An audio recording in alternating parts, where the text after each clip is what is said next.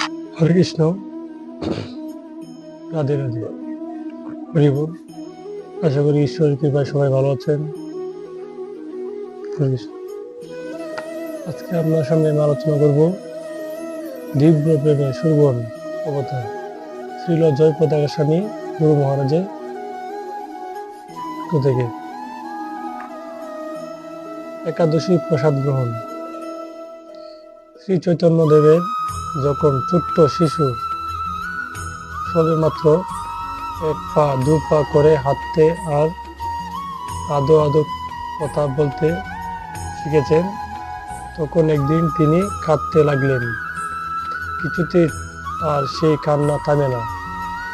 তখন একদিন তিনি কাঁদতে লাগলেন, কিছুতেই সেই কান্না থামে না। তার পিতা জিজ্ঞাসা করলেন, তুমি কাঁদছো কেন? তারপর তিনি দিব্য বৈদ্য নিয়ে এলেন, কিন্তু বৈদ্য বললেন যে নিমাইয়ের কোনো অসুখ হয়নি। অবশেষে জগন্নাথ মিশ্র বললেন, কি করলে তুমি কান্না থামাবে? নিমাই উত্তর দিলেন, তোমরা আমাকে জগদীশ ও হিরণ্য পণ্ডিতের বাড়িতে নিয়ে চলো। কেন? সেখানে কি হচ্ছে? তারা একাদশী প্রসাদের আয়োজন করেছে, তাই আমি সেখানে যেতে চাই।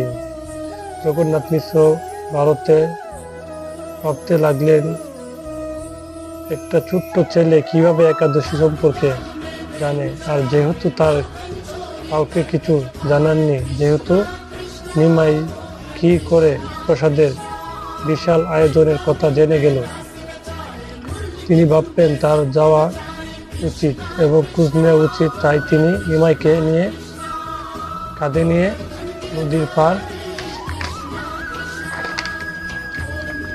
হয়ে স্বর্গ গগনের দিকে যাত্রা করলেন। জগদীশ ও হিরণ্য পণ্ডিত উত্তম দ্বীপে থাকতেন। তারা তখন পৌঁছলেন। তখন সেখানে 108 রকমের নৈবেদ্য দিয়ে শ্রী বিগ্রহ গণকে ভোগ নিবেদন করা হচ্ছিল।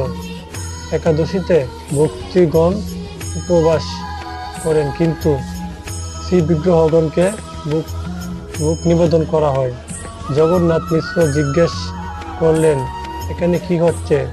তারা উত্তর দিলেন, আজ একটি বিশেষ বাৎসরিক উৎসবের দিন। প্রতি বছর এই দিনে আমরা বিশাল ভোগ নিবেদন আয়োজন করি। কৃষ্ণ। তখন জগন্নাথ মিশ্র নিজ পুত্রের কথা তাদের খুলে বললেন। তারা উপলব্ধি করতে পারলেন যে এই শিশুটি নিশ্চয়ই স্বয়ং শ্রীকৃষ্ণ, নয়তো সে কিভাবে তা জানতে পারলো। তাই তারা শিশু নিমাইকে সমস্ত প্রসাদ দিলে নিমাই হাসি মুখে তা গ্রহণ করলেন। বৃন্দাবনে ভক্তরা জানেন না যে শ্রীকৃষ্ণ স্বয়ং ভগবান, কিন্তু স্বাভাবিকভাবেই তারা হৃদয় দিয়ে শ্রীকৃষ্ণের পূজা করতে চান, তার সেবা করতে চান এবং তার প্রতি গভীর ভালোবাসা অনুভব করেন।